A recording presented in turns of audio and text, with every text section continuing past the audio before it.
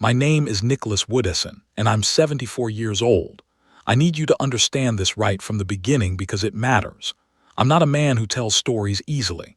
I'm not someone who broadcasts his pain or his failures. I spent 43 years as an architect. My entire life has been built on precision, on understanding structure, on creating buildings that will stand for decades.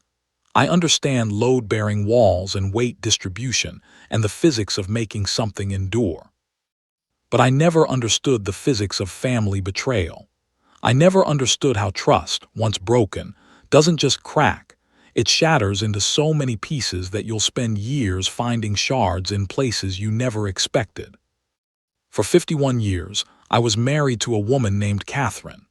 We met in 1973 at a university library where she was shelving books, and I was pretending to study while actually watching her. She had dark hair that she kept pinned up with an actual pencil, not a hair stick, not a decorative pin, but a genuine yellow #2 pencil that she'd pulled from behind her ear. Whenever she reached up to grab a book from the high shelves, the pencil would shift slightly, and you could see how her whole system of organization depended on that one small anchor point. I never said a word that first day. I came back the next day and the day after that for 3 weeks straight until she finally asked me if I was going to check out a book or just smell them. That was Catherine's sense of humor, direct, a little cutting, and somehow also kind. I married her 8 months later, and I thought I was making the smartest decision of my life. We had 2 children. Michael was born in 1975 and Sarah arrived in 1978. I thought my life was complete. I thought I understood the architecture of family, how it worked, what made it stable, what would make it endure. I was catastrophically wrong. Let me be precise about what I mean by that. I don't mean I thought my family would be perfect. I'm not naive. I knew that marriage required work. I knew that children were unpredictable. I knew that life would include conflict and disappointment and moments when the people you loved would frustrate you beyond measure. What I didn't understand, what I had no framework for understanding, was that the people you loved most could look you directly in the eye and choose to lie to you, not in a moment of panic, not in a spontaneous act of deception driven by fear or shame in the moment, but deliberately, methodically, for years, over and over again, making the conscious choice to deceive me, knowing exactly what they were doing and doing it anyway. I spent 43 years as an architect. My entire career was built on understanding structure, load-bearing, weight distribution, the precise angles and materials needed to make something stand. I designed office buildings, homes, hospitals, schools. I understand how to make things that will last, or so I thought.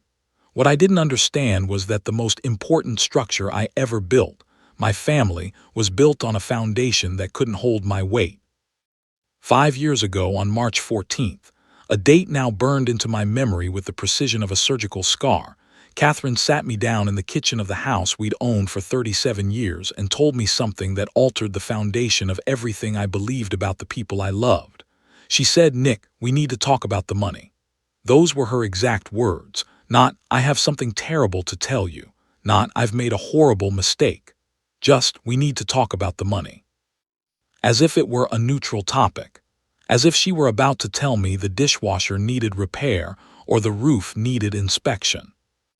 I remember the exact light that afternoon. It was coming through the bay window, that golden late winter light that isn't warm but isn't cold either.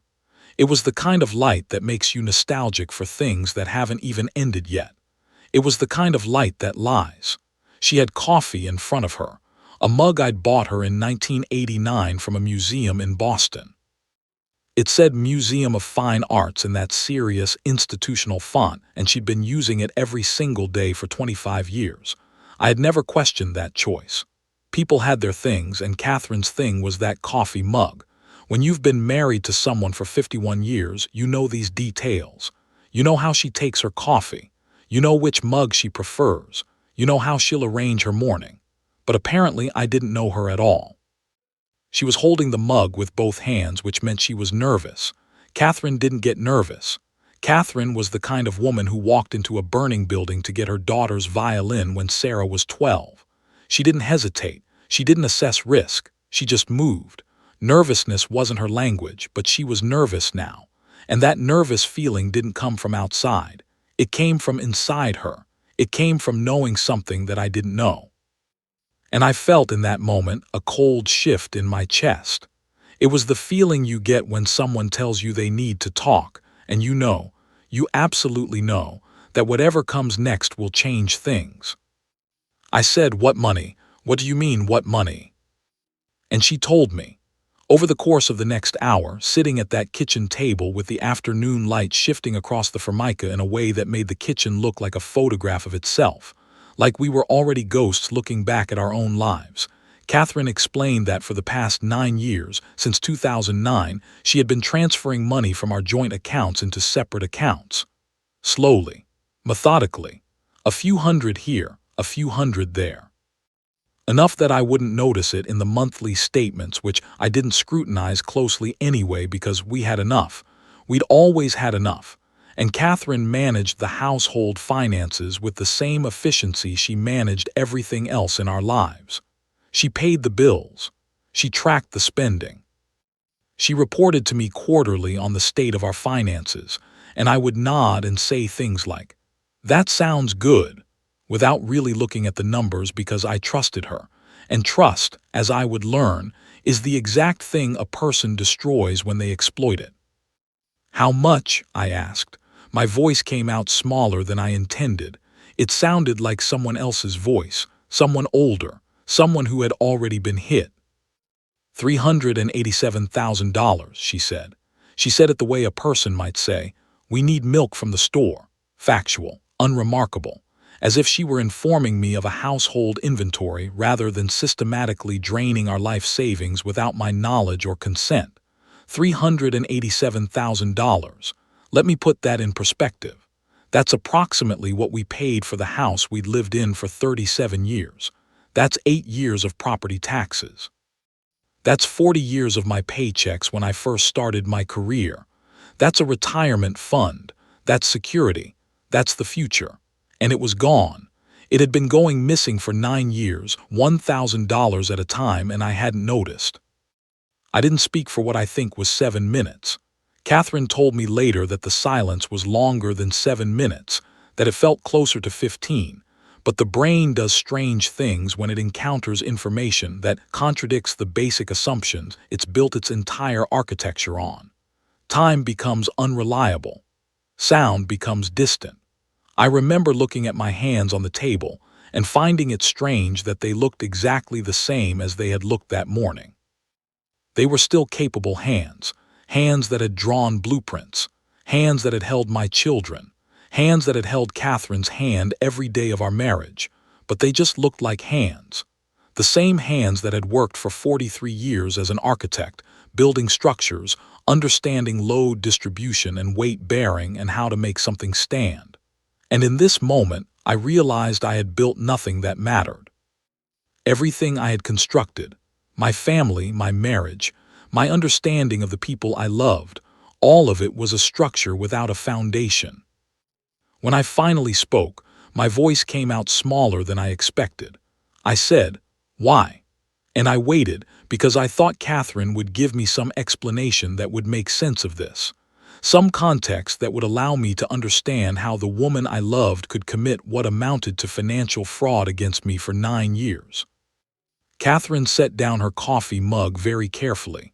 She held it with one hand and set it on the table, and I watched her do it like I was watching someone in a film. She took a breath, and she said, "Because Michael asked me to." Michael, our son, the one who'd been married twice, the one who'd moved to Seattle 15 years earlier and called home maybe 4 times a year. The one who'd given us one grandchild, a daughter named Emma, whom we'd met exactly twice. The one who had made it clear, through his actions and his distance, that he had a life very separate from his family. The one who, I learned in that moment, had been in financial trouble since 2007, when his tech startup failed. The one who, instead of coming to his aging parents and saying, "I need help," had instead gone to his mother and said something far more damaging, "Help me without telling Dad." I remember standing up from that table. I remember my chair scraping backward, the sound of it harsh in the kitchen, like a scream in miniature. I remember walking over to the sink, a sink where I'd washed so many dishes over so many years, where I'd had so many conversations, where I'd stood hundreds of thousands of times and looked out the window at the garden Catherine had planted, and I gripped the edges of it, and I tried to assemble a narrative that would make sense of what Catherine had just told me. But there was no narrative available. There was only the raw fact. My wife had been lying to me for 9 years. And here's what I was realizing standing at that sink, gripping its edges. It wasn't just about the money. The money was bad, yes. The money was the visible symptom. But the real disease was this. My wife had decided I wasn't someone who could handle the truth. She had looked at me, looked at the marriage we'd built together, looked at the partnership we'd made, and decided that I was the kind of person who needed to be protected, who needed to be managed, whose right to know what was happening in his own marriage, his own financial life, his own family, that all of it was less important than Michael's shame. And Michael, our son, had looked at his mother and decided that lying to his father was preferable to honest conversation. He had taken her offer of secrecy and comfort instead of coming to me and saying, "Dad, I failed. I need your help. I need your honesty, your perspective, your love. Not your money, not your judgment, but you." Instead, he had taken the easy path. He had let his mother protect him, and his mother had paid for that protection with my money and my trust. I know this is where most people expect me to say I was furious, but the truth was more complicated and in some ways more devastating than simple anger. What I felt was a slow, inevitable collapse of understanding. Not rage, collapse. It was like watching a building I'd spent my whole life constructing, crumble slowly, piece by piece, and understanding that I couldn't do anything to stop it. Fury would have been easier.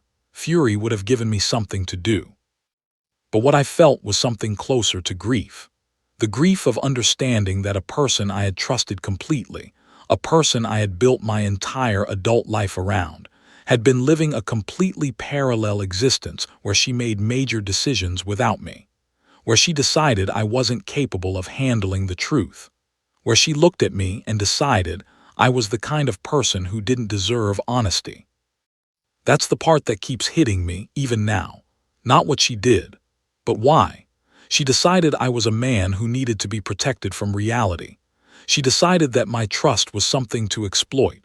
She decided that managing my ignorance was more important than respecting my right to know what was happening in my own life, my own marriage, my own finances. For the next 3 weeks, I did something I had never done in our 51 years of marriage. I waited. I didn't yell. I didn't throw things. I didn't make dramatic threats or ultimatums. I simply sat with what I knew, and I tried to understand it. I called Michael on a Thursday. It was a cold, gray March day. The kind of day where the weather matches your mood, and you wonder if the weather or your mood came first. "Dad," Michael said when he answered, "what's going on? Is everything okay? Is it Mom? Is it Grandma?" He was already constructing narratives in his head, looking for problems he could solve by being charming or helpful. This was Michael's strategy. When something was his fault, he would look for something else to focus on. "No," I said, "everything is not okay. I need to talk to you about the money." Silence. The kind of silence where you can hear someone's mind calculating. Then, "Oh, Mom told you." Not, "I was going to tell you." Not, "I've been meaning to talk to you." Just, "Mom told you." As if the only thing that mattered was that his secret had been revealed. "Yes, Mom told me. Michael, do you understand what you did?" "I was having some financial difficulty." "I don't care about the financial difficulty. I care about the fact that you went to your mother instead of coming to me. I care about the fact that you asked her to lie to me. I care about the fact that she did it. For 9 years, Michael. 9 years.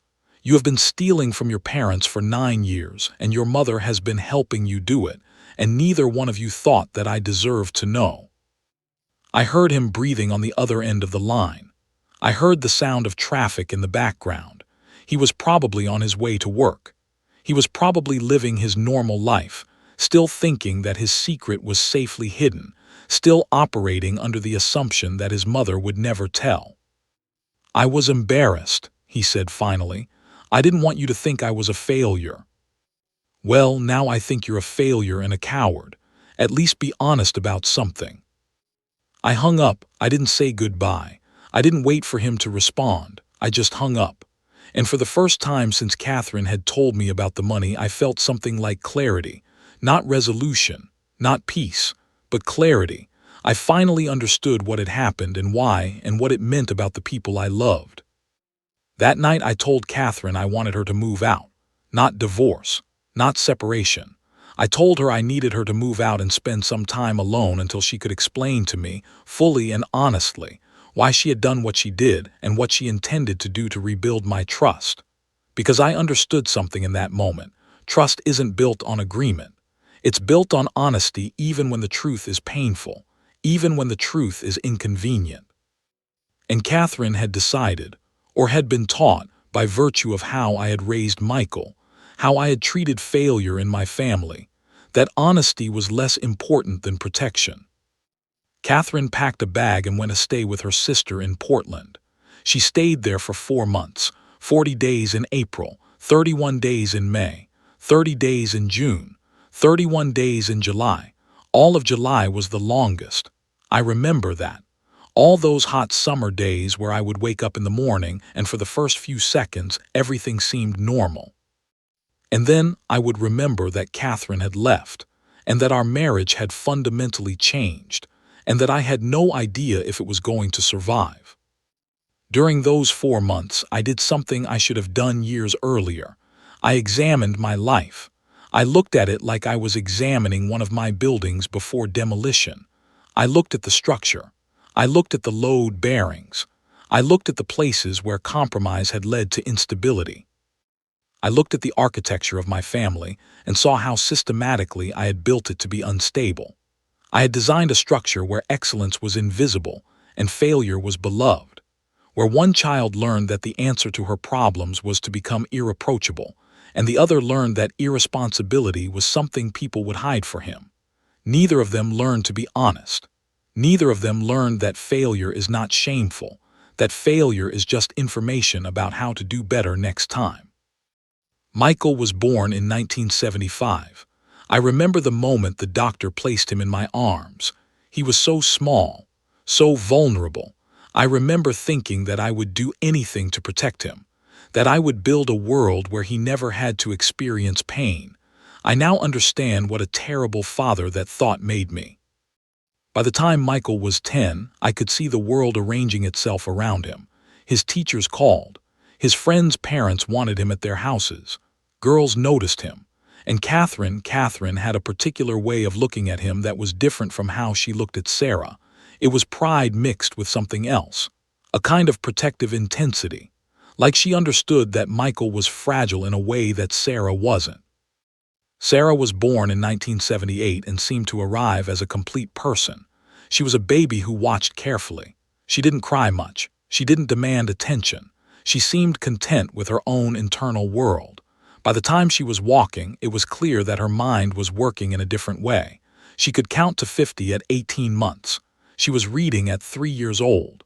While Michael was playing with other children, Sarah was sitting with a book, absorbed in a way that most 3-year-olds simply are not. I did not treat them the same. I thought I did. I thought I was being equal in my love. But looking back, I can see with absolute clarity that I treated them very differently. Michael's achievements seemed remarkable to me. A B on a report card at age 10 seemed like something to celebrate. When he made the soccer team, I told everyone. When he got accepted to a decent college, I acted surprised and delighted. His ordinary accomplishments seemed extraordinary to me because, and I understand this now, I expected less from him. I had internalized the message that he was charming and social and probably wouldn't be exceptional, and so when he did anything competent, it seemed noteworthy. Sarah, by contrast, had a very different bar. When she got an A, it was expected. When she didn't get an A, I asked why. When she was accepted to an early college program, I said, "That's good." When she won a science competition, I nodded as if this was simply what she did. Her extraordinary accomplishments seemed ordinary to me because, and I understand this now, I expected extraordinary from her. I had decided that she was the smart one, and so her intelligence seemed like a given, rather than an achievement. What this meant was that I had inadvertently taught my children two very different things. I had taught Michael that he was special and worth investing in, and that his failures were things to be managed and protected from external judgment. I had taught Sarah that she was capable, and therefore needed no particular protection or encouragement, and that her achievements were simply the normal order of things rather than something to celebrate. Michael learned that irresponsibility was something someone would clean up after him. Sarah learned that excellence was her baseline, not her victory. By the time Michael was 28, he had been fired from 2 jobs, gone through his first divorce, and was living in Seattle on an income I suspected was increasingly unreliable. By that same time, Sarah was a pediatric surgeon. She had married a woman named Julia, and I'm not mentioning that as an aside, I'm mentioning it as something I'm proud of, not something I'm hiding, and they had bought a house together. Sarah was, by any objective measure, exceptional. She had built a life. She had a partner and a career and a 5-year plan. Sarah was handling things. And the assumption I had made and that Catherine had made and that Michael had made, was that because Sarah was capable, she didn't need the same emotional investment that Michael required. And we sent her a message. The message was, "You are capable, so we don't worry about you. Your success is expected, so we don't celebrate it. Your life is in order, so you don't need us." Meanwhile, we sent Michael a different message. "You are struggling, so we will protect you. Your failures are understandable, so we will hide them. Your life is not in order, so we will spend our time and money and emotional energy trying to fix it. And because you are special, we will do all of this in secret and we will never ask you to change. We will just keep paying. We will just keep lying." Looking back at the 3 weeks of silence, I could see how clearly this dynamic had played out. Catherine's theft had been in service of Michael. Her choice to lie had been in service of protecting Michael's shame. And Michael, in turn, had leveraged that protection into a way of living that didn't require him to change anything about himself. I thought a lot about Sarah during those 4 months. I realized that I had not actually had a real conversation with my daughter in probably 5 years. We talked when she visited. We exchanged emails occasionally. I knew about her work in general terms, but I didn't know her fears. I didn't know her hopes. I didn't know what made her happy or sad or angry. I had treated her success as a given, and in doing so, I had missed the actual person that success belonged to. I called her in the middle of June. She was surprised to hear from me calling with no particular reason. We usually only called when there was logistics to coordinate. "Hi, Dad," she said. "What's going on?" "I want to see you," I said. "Not at a family function, not with your mother, just you and Julia. Can you come down this weekend?" She said yes, and when she arrived on Friday evening with Julia, I made dinner. Something simple: pasta, salad, bread. And while we ate, I told her what had happened. Not the financial details. Those weren't her business, but the emotional truth. I told her that her mother and I were going through something significant, and that it had made me examine my life, and that in examining my life, I had realized I owed her an apology. "Sarah, I'm sorry," I said. "I'm sorry that I made you feel like you had to be perfect, like your accomplishments didn't need acknowledging because they were expected. I'm sorry that I let your brother's failures take up more of my emotional attention than your successes. You deserved better than that. You deserved a father who celebrated you, not just a father who expected excellence from you and took it for granted when you delivered it." Sarah looked at me for a long moment. Then she said, "Thank you for saying that." And I realized with a kind of sick dread that she had been waiting years for that statement, that I had withheld something essential from her, something that every person deserves from their parent, and that I had only just now, at 74 years old, given it to her. Julia put a hand on Sarah's arm. Sarah reached over and covered Julia's hand with her own, And I realized that my daughter had found in Julia what I had failed to give her, someone who saw her, really saw her, and celebrated her. And I was grateful for that. I was grateful that Sarah had the good sense to build a life with someone who understood her value. When Catherine came back from Portland in early August, she was different, not in a dramatic way. She came back with a therapist's business card. She came back with a list of the transactions she'd made, all $387,000 worth of them, documented, dated, itemized. She came back and sat me down and said, "I don't know if you're going to forgive me, but I want to try to earn your forgiveness. I'm not asking you to just move past this. I'm not asking you to pretend it didn't happen, but I'm asking for the opportunity to rebuild your trust. And I understand that that's going to take a very long time." I said, "Forgiveness is going to take a very long time." She said, "I know." And then we started the long, painful work of rebuilding. What happened next was something that looked simple from the outside, but felt like the most painful, meticulous process I've ever undertaken. Catherine and I started seeing a therapist together, a woman named Dr. Susan Park, who had a very direct way of saying uncomfortable things. Dr. Park didn't smile much, and she never told us what to do. What she did was ask questions that made us look at our choices in a new way. About 4 weeks into therapy, she said something that I've thought about almost every day since then. We were talking about how the lie had started, and Catherine was trying to explain her reasoning, and Dr. Park just stopped her. "Catherine, I hear you explaining why you made the choice you did, and I believe that those reasons felt real to you at the time. But what interests me is not your reasoning. What interests me is that you believed you had the right to make decisions about Nicholas's life without consulting him. You made a choice to take money from shared accounts without permission. You made a choice to lie about that choice, not once, but multiple times for multiple years. And what I want to understand is, on what basis did you believe you had that right?" Catherine didn't answer immediately. Dr. Park continued, "Nicholas, I'm going to ask you something now, and I want you to really think about it. What did you teach your children about honesty? Because I'm looking at your family dynamic, and I see a mother protecting a son by lying to his father. And I see that this was possible because the father and mother never established that honesty was non-negotiable. I see that you, Nicholas, had certain expectations for how your family would function, but you never clearly communicated those expectations. And Catherine, I see that you learned over time that you could manage your family's emotional experience by managing information. And you did that because nobody had ever told you that you couldn't. That was the moment when something shifted, not resolved, not fixed, but shifted, because Dr. Park was right. I had created a family system where honesty was optional, where protecting people from uncomfortable truths was seen as kindness, where managing perception was more important than communicating reality. I said, "So this is my fault?" "No," Dr. Park said. "This is a fault you share. The question is whether you're both willing to change the structure or whether you're willing to keep building with the same broken blueprint."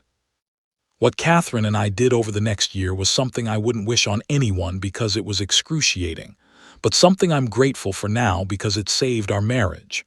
We rebuilt it, not by forgiving quickly, not by moving forward, but by stopping and going backward and really understanding what had happened, and why, and how we had both contributed to a system where honesty had become an impossible currency. We had conversations that were painful to the point of being almost unbearable. Catherine had to look at the fact that she had made unilateral decisions about our finances and our lives. I had to look at the fact that I had created the conditions under which she felt she could make those decisions. We had to talk about power and trust and what we wanted from each other.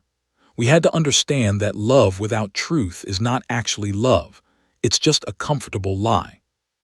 And slowly we started to rebuild. Not the same marriage, a different marriage. One where we said things we didn't used to say, where we asked for what we needed instead of expecting the other person to understand it, where we told the truth even when the truth was complicated. With Michael, things were more complicated. I wanted to set a boundary with him, a real one, not a punishment, just a boundary that said, "This is what I require from you if you want to maintain a relationship with me." Michael had to acknowledge what he'd done. He had to understand that his failure didn't have to be his mother's secret to keep, and he had to be willing to work toward rebuilding trust, real trust. Not the kind that comes from his mother's collusion, but the kind that comes from honest communication and actual change. Michael didn't respond well to this at first. He called me and said I was being judgmental. He said I was being unforgiving. He said that I was making him feel worse when he was already struggling. And I understood what was happening. Michael was trying the same strategy that had always worked with his mother. If he acted wounded, someone would comfort him. If he acted ashamed, someone would tell him it was okay. If he didn't change anything, someone would still love him anyway. This was the structure we had built, and he was very good at working within it. So I said something I should have said to him years earlier. "Michael, I love you, but I'm not going to pretend that what you did was acceptable. I'm not going to comfort you into changing. I'm not going to lie to you, and I'm not going to let you lie to yourself.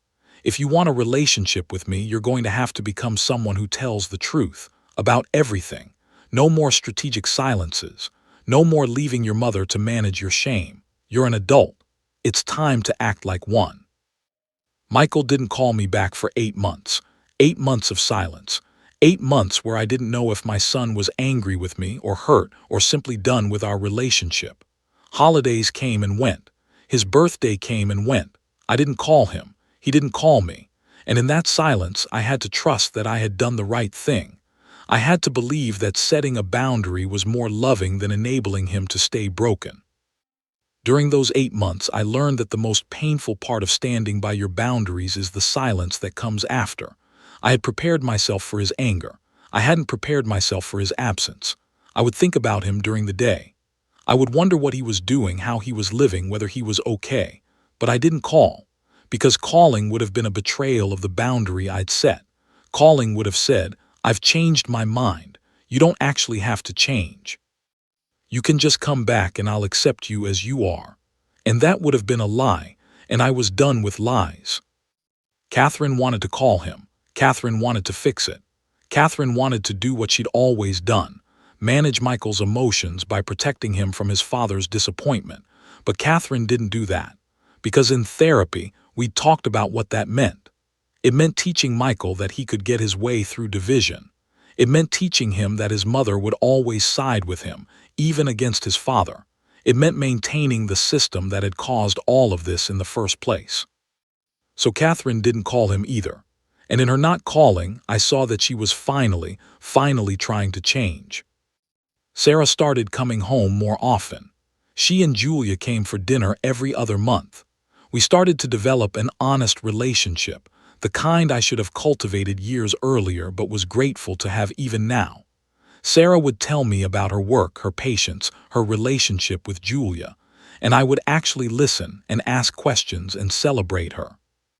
And Sarah would see that I was celebrating her, not just her accomplishments, but her, the actual person making the choices, and something in her would relax.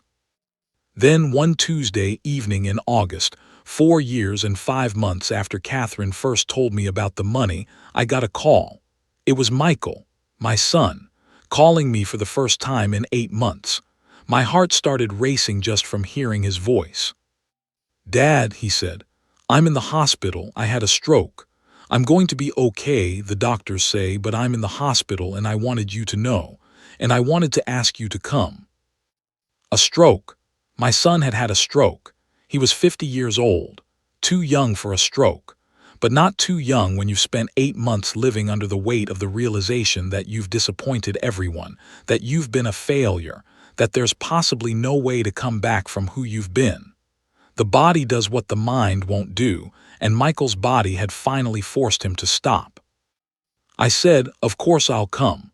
I'll come right now." And before I hung up, he said something that suggested to me that perhaps some part of him had been listening to everything I'd said, even when he wasn't speaking back to me.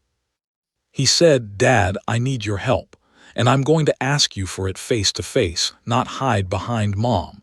I'm going to tell you the truth, even though it's going to hurt. And I'm going to need you to believe that I'm trying to be different. I'm going to need you to believe that I can change. I flew to Seattle that night. I don't remember getting to the airport. I don't remember the flight. I remember landing and renting a car and driving to the hospital and walking through the hallways until I found his room. And when I walked in, I saw my son. Not the golden child who needed protection. Not the failure who couldn't face consequences. Just Michael, 50 years old. Lying in a hospital bed with his left side not quite working, his speech slightly slurred. Afraid. And finally willing to be honest. What I found there was something I wasn't expecting. I found my son in his true form, not performing, not managing my emotions, not asking me to protect him from the consequences of his choices. Just Michael, broken in a way that made it impossible for him to break anymore. The stroke had been caused, his doctors told us, by the combination of high blood pressure, high cholesterol, and what they delicately called significant stress over an extended period. Michael told me that he'd spent the 4 years and 5 months after I'd set my boundaries doing exactly what he was accustomed to doing, finding ways to avoid changing. He'd switched jobs 5 times. He'd been in 2 more relationships, both of which ended when they discovered his talent for hiding the truth. He'd sunk deeper into the financial problems that had started the whole thing in the first place. And then, one morning, while he was driving to a job interview, another job, another attempt to make himself look like something he wasn't, he felt something strange in his head. A pressure, a tightness. And he pulled over, and by the time the ambulance arrived, half his face wasn't working anymore. I think, Michael said to me, that my body finally did what my mind wouldn't do. It made me stop. I couldn't run anymore. I couldn't hide. I couldn't pretend. I just had to lie there and be broken and let someone help me. Over the next 3 weeks, while Michael was in the hospital and then in rehabilitation, something happened that I think had to happen. We started talking. Really talking. Not the performative talking that Michael was good at. Not the problem-solving talking that I was good at. Just 2 men, a father and a son, talking about the ways they'd hurt each other and why.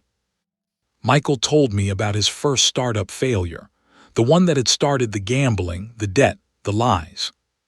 He told me that at the time he'd felt like his entire identity had been destroyed, that everyone had expected him to be successful and he'd failed, and the failure was so all-consuming that he couldn't imagine telling anyone about it.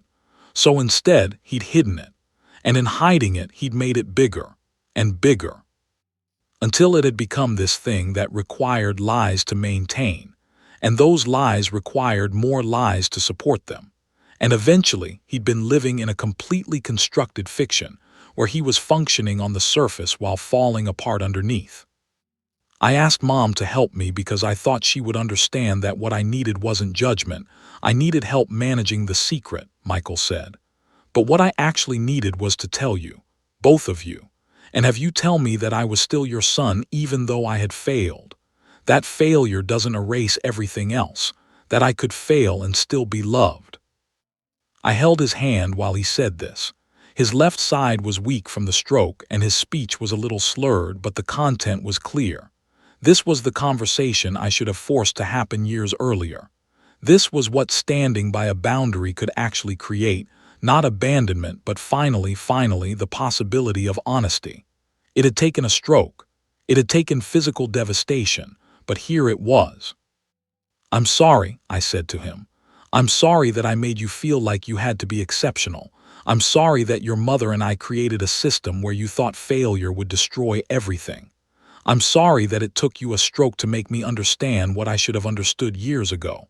I should have told you that you were enough, not because of what you accomplished, but just because you were you. And I didn't tell you that, and that's on me. I'm sorry I lied, Michael said. I'm sorry I made Mom lie. I'm sorry it took me this long to understand that you deserve the truth. I'm sorry it took me this long to understand that I deserve the truth. Recovery was slow. Michael spent 2 months in inpatient rehabilitation. Sarah flew up twice to help with the logistics. And Catherine was the person who coordinated everything, who managed his medical appointments, who researched his medications and understood his therapy plan. But she did it now with a transparency that hadn't existed before. She told me what she was doing, when, and why. She didn't hide any of it. And in that transparency, I saw her trying to rebuild not just her relationship with Michael, but her relationship with herself. She was trying to become someone who solved problems through honest communication rather than through management and secrecy. By December, Michael was walking again, though his left side remained weak. His speech had improved dramatically. He was in therapy, psychological therapy, for the first time in his life. A real therapist. Someone who was helping him understand why he'd made the choices he'd made. He'd also hired a financial advisor to help him untangle the mess he'd created. And he'd made a decision. He was going to go back to school. At 50 years old, he was going to get a degree in social work. Not because it was going to make him rich. Because, as he told me, he'd finally understood that his failure could be useful. That understanding what it felt like to fail so completely that you wanted to disappear could help him help other people who felt the same way.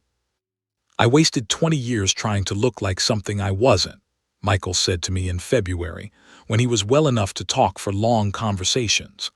I don't want to waste another 20 doing that.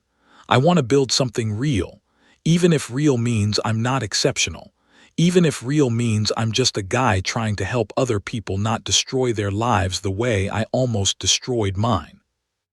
And the thing that made me understand how far we'd all come, was that his mother didn't immediately start telling him he was exceptional anyway. Catherine didn't slide back into protection. Catherine said, "I'm proud of you for deciding to be honest. That's more important than being exceptional. That's more important than anything." 5 years after Catherine first told me about the money, 5 years of therapy, of boundary setting, of slow, painful reconstruction, all three of us sat down together in our kitchen. Sarah was there too. We had dinner. There was nothing ceremonial about it. Julia made pasta. Catherine had made a salad. Michael brought wine. I made bread, which I'd been doing every week for the past year and which had become my way of giving something to my family. Not expensive, not particularly impressive, just bread. Made with time and attention and care. The conversation was normal. We talked about Sarah's latest research project. We talked about Michael's classes. He was now in his second year of his social work degree, and his professors had told him he was exceptionally good at it. Not because he was charming, but because he was honest about his own struggle. We talked about the house that Catherine and I were considering selling because we didn't need as much space anymore, and because moving somewhere smaller felt like a symbol of stepping into the rest of our lives intentionally, rather than just maintaining the weight of the past. And at some point after dinner, after Michael had set down his wine glass and leaned back on the couch, careful with his left side, which was now stronger but still not quite at full strength, Sarah said something to Michael that struck me as the most real thing that had been said in our family in probably a decade. "I'm glad you had the stroke," Sarah said. Michael looked at her with an expression that was surprise and hurt mixed together. He opened his mouth to speak, but Sarah held up a hand. "I mean," Sarah said quickly, "I'm not glad you had a stroke. I'm not glad you had to suffer. I'm glad that the stroke made you stop, because I was so angry at you for so long. For lying, yeah, but also just for being you, for being the golden child, for getting all of Mom's attention, for making Dad lower his expectations for what he would accept from a son. And I had no way to tell you that without seeming like I was being judgmental. And Dad set this boundary that I initially thought was cruel, and it turned out to be the only thing that could have possibly made anything different." "I know," Michael said, "and I'm glad too. I know that probably sounds insane, but I'm glad. Because without that, I would have just kept being the person I was being. And that person wasn't happy. That person wasn't even real. That person was just a collection of lies and performances, and I never knew who I actually was underneath it all." I've thought a lot since then about what reconciliation actually means. For a long time, I thought it meant forgetting. I thought it meant moving past the hurt and pretending it hadn't happened. But what I've learned is that reconciliation doesn't mean any of those things. Reconciliation means choosing to build something new in the space where something old broke. It means accepting that the past happened, and the hurt was real, and the lies were lies. And it means deciding anyway that the people involved are worth investing in, not because they earned it by being perfect, but because they're trying to be real. The money, by the way. Over the years, Michael has tried to repay some of it. Catherine won't let him. She says that the money is part of what she owns, and that she needs to own it as the price of the years she spent lying. What they've decided together is that Michael will contribute money to charities that work with people dealing with addiction and financial crisis. It's not the same as repayment, but it's something like redemption. It's turning the thing that destroyed family into the thing that helps other families not be destroyed by the same mistake. And Catherine and we're different now. Our marriage is different. It's more fragile in some ways. We know now how breakable it is, but it's also more honest. We say things we didn't used to say. We ask for help instead of managing it in silence. We set boundaries instead of assuming we know what the other person wants. We fight differently. We apologize better. We try harder. We know what we're capable of hurting each other, capable of lying to each other. And we've chosen anyway to commit to not doing those things. I'm 74 years old, and I've learned that at 74, it's possible to completely rebuild your understanding of the people you love. It's possible to be angry and sad and disappointed and still choose to stay. It's possible to set boundaries and still be loving. It's possible to require honesty without being cruel. And it's possible to live in the aftermath of betrayal and find that the aftermath contains something valuable, a relationship built on truth instead of on the careful management of perception. If you're in a situation where someone you love has lied to you and the lie feels enormous, I want you to know something. You don't have to forgive them immediately. You don't have to pretend it didn't happen. You can set a boundary. You can require them to change. And in requiring them to change, you're not being cruel. You're not being unforgiving. You're creating the only conditions under which real reconciliation is possible. Forgiveness will come if it's going to come after the work, after the honesty, after the person who hurt you demonstrates that they understand what they did and why it mattered. It comes slowly. It doesn't come all at once. It comes in small moments when you realize that the person who hurt you is trying, really trying to be different. But it's real when it does come, and it's worth waiting for. My name is Nicholas Woodesson, and I'm 74 years old. I'm still married to Catherine. I have 2 children, and they're both becoming people I'm proud to know. I have a grandchild, Emma, who is starting to understand what it means to have a grandfather. And I learned the hard way that the greatest gift you can give your family isn't protection from failure. It's the insistence on truth, even when the truth is uncomfortable.